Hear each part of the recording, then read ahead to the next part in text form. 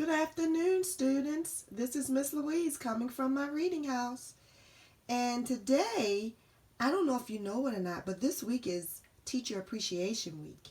And that's why I have that nice little sign up there that says Happy Teachers Appreciation Week. You know, they just rock stars. And I want you to thank your teacher when you get a chance. Give them kudos. When you see them on Zoom, tell them how much you appreciate them because they work so hard. Yes, they do. I just want everyone out there that does any type of teaching to know that you are appreciated. So today we're going to hear a story about Bear. That's why I have my little bear sitting over there. And the title of our book today is A Teacher for Bear. And I want you to think about, when we come back to school, it's going to be a little different, But it's still going to be school. You're still going to have the loving teachers that you had. And Bear, in this story, had to realize that sometimes things are going to be different. So let's see what this story is about, okay? A Teacher for Bear by Annie Marie Pace and illustrated by Mike Monuka. I hope I pronounced that right. And when we look at the cover, you see Bear's getting off the bus. He has his backpack on, and he looks excited or happy, I would say. So let's see. A Teacher for Bear. Okay. Bear knew everything there was to know about school before he even got there. His older sister, Bella, had told him all about it. Every morning, Miss Fern stands at the classroom door to shake hands, Bella said. Then you'll have circle time, reading time, and snack. I like to be the helper. When it's time to go home, Miss Fern shakes hands again, but instead of saying goodbye, she says, "See you when you're older." On the first day, Bear sent Mom away at the schoolhouse door. He wasn't afraid because he knew just what to expect. All by himself, Bear marched down the hall to Miss Fern's classroom and stuck out his hand ready to shake. Miss Fern smiled when she saw him, but instead of shaking hands, "Hello, Bear," she said. "We have so many students that there are 2 teachers now. You are in Miss Teasel's class across the hall." Bear looked. There was no teacher there to shake his hand.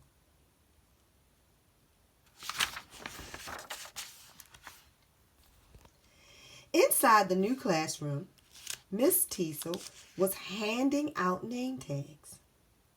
"Hello, Bear," she said. "You may take a seat and decorate this." Look at Bear's face. Something's different. While Bear colored, he kept looking at the clock. 2 minutes passed, then 5.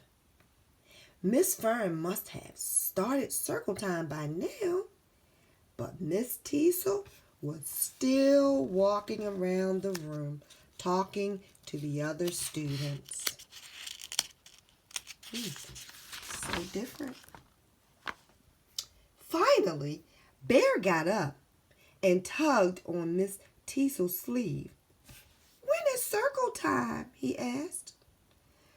"We don't have circle time, Bear," Miss Teasel said. "First we do art, and then we have morning meeting." "Miss Fern has circle time first," Bear said. "I see," Miss Teasel said. "Well, I do things differently." But Bear wanted to do things the way Bella had told him. He didn't want to do things differently. Sometimes we get so used to things that we're heard or that we do, we don't want to change. After morning meeting, Miss Teasel clapped her hands. "It's time for the story carpet, everyone," she called. The children gathered on the rug in front of the room. And Miss Fern calls it reading time, Bear said. I see, Miss Tinsel said. Well, I do things differently. But Bear didn't want to do things differently.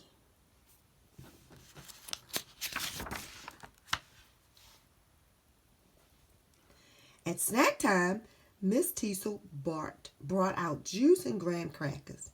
Can I be the snack helper? Bear asked. Thank you for offering, Bear, but handing out snacks is my job. Miss Fern, Bear started. I know, Miss Teasel started. You do things differently, Bear finished. Miss Teasel knelt down beside him. Bear, I get the feeling you wanted to be in Miss Fern's class. Bear looked down at his feet. Yes, he said. I knew her already. My sister Bella was in her class. Oh, things are different. Do you want to know a secret? Miss Teasel asked. Bear nodded. Miss Fern was my teacher too. I want to be a good teacher like she is. But I don't want to be a copycat. I want to do it my own way.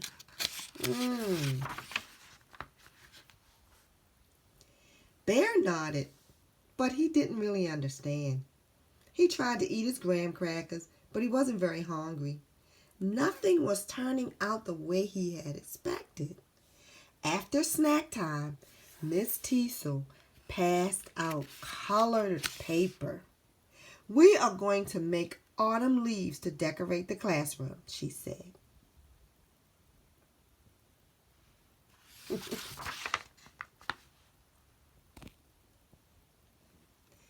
Bear listened to Miss Teasel's directions. He started to cut his colored paper according to her pattern. Suddenly, he got a different idea. There was a tree in his yard with leaves shaped just like a mitten. Instead of Miss Teasel's pattern, he wanted to use his hand. Why aren't you using the pattern, Bear? Miss Teasel asked gently. Bear set his chin on his hands and looked up at his teacher. I don't want to be a copycat, he said. Bear, stop for a second. You want to do it your own way, Miss Teasel asked. That's fine, Bear. Sometimes we have to do things different and do things the way, especially when we get our own creative ideas. Bear nodded and got to work. He traced his hand on the paper using a red crayon. Then he used the scissors to cut out his leaf. Finally, he colored it. Why, Bear! Miss Teasel exclaimed. What a wonderful leaf! And Bear felt very proud.